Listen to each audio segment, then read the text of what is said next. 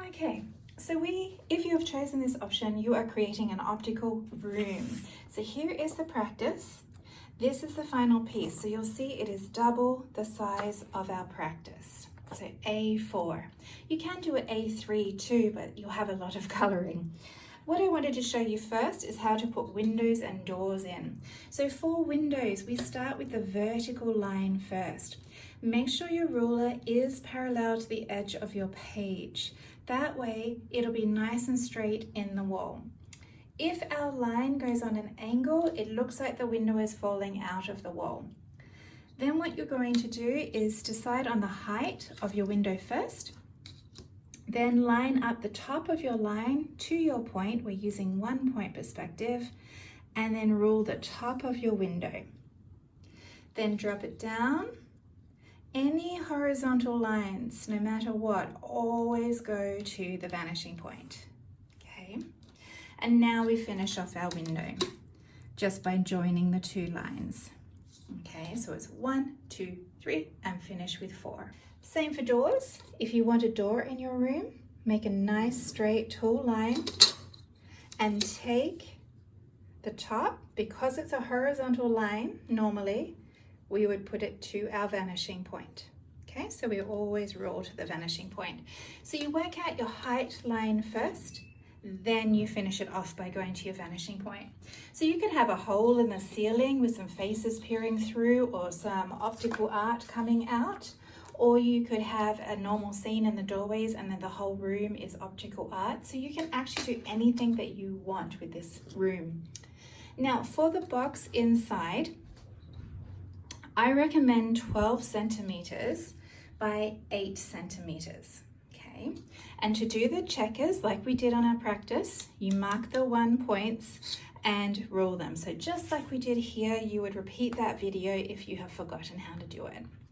Now one option is to put the stripes in your ceiling, or maybe you want checkers in your ceiling as well. Or your ceiling could be clouds or grass or something creative. I'm not telling you what to put where.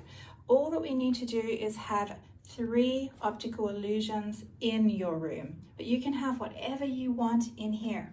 Okay, you can have characters, you can have things floating around, or you can keep it really simple and it's just all the optical effects.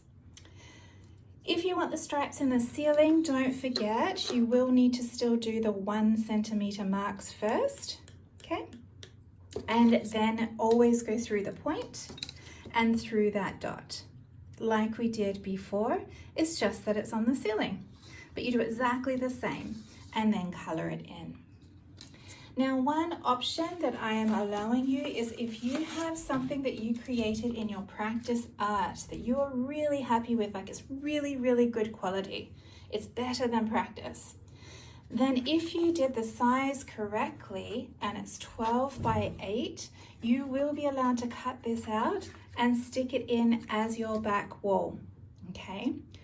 Or this is practice and you choose your favorite technique and you're going to draw it in your back wall. Another thing that you can do, if it is really good quality and it's been colored in very neatly, is you can do, see this, the popping out shapes? It is possible, mine's too messy, but it is possible to do just the shapes of different sizes, because if you want them to look like they're coming at you, you need some big ones, some medium ones, and some small ones. And then when we cut them out and stick them on, they will look like they're flying at us. So what you can do on a paper is draw these 3 different sizes. Or maybe you've chosen the cubes and you can do the cubes 3 different sizes. And then that way, when they are colored in and all nice, we can cut them out. And when this has been filled in, then the last step would be to stick those on.